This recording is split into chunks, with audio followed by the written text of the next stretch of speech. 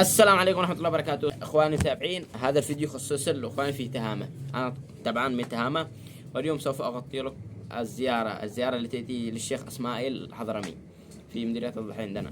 ان شاء الله اصور لكم كل شيء لكل من سوف يحضر، ولكل من لا يريد الحضور سوف اوريكم بالفيديو ان شاء الله بالكامل.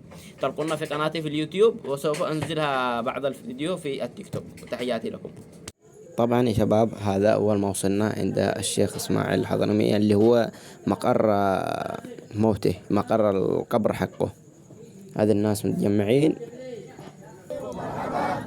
يقرون ويدعون أدعية. شوفوا منظر المكان، ما شاء الله تبارك الله. شوفوا منظر الناس من كل مكان في اليمن ومن كل مكان في تهامة. طبعا هذا المكان من داخل مقبرة الشيخ إسماعيل الحضرمي. هذا هو قبر الشيخ إسماعيل الحضرمي. هذه القبة داخلها 3 شيوخ، ومن بينهم الشيخ إسماعيل الحضرمي.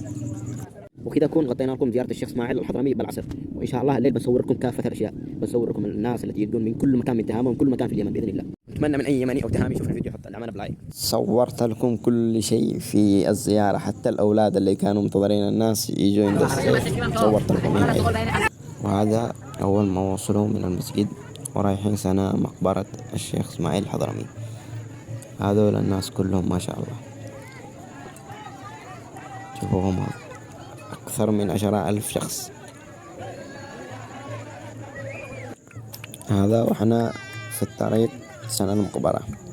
أنا أصلا كنت أقسم بالله ما نفسي شهرك، بس خرجت أعاني عشان أصور لكم، لأنني وعدتكم أنه بصور لكم كل الأحداث. شوفوا كثرة الناس ما شاء الله كيف.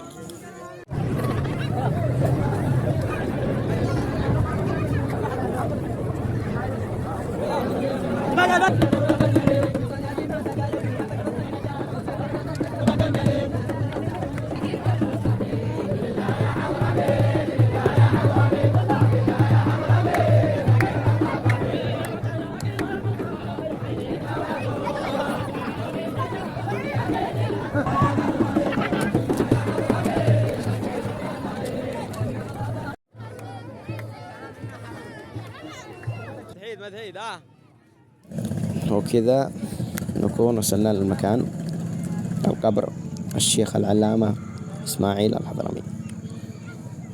هذول الناس بس عذرونا، الدنيا ظلام لأنه ما فيش لمبات وما فيش أنوار. هذا هو القبر، وهذول الناس قيوم. بوريكم بالقبر من داخل.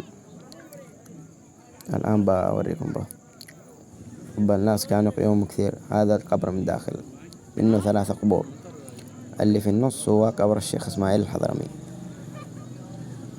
هذول الناس يقروا سورة ياسين ويترحم عليه.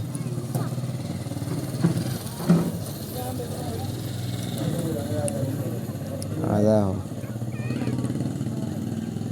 صورت لكم كل شيء، ما كبيت لكم شيء إلا وصورت.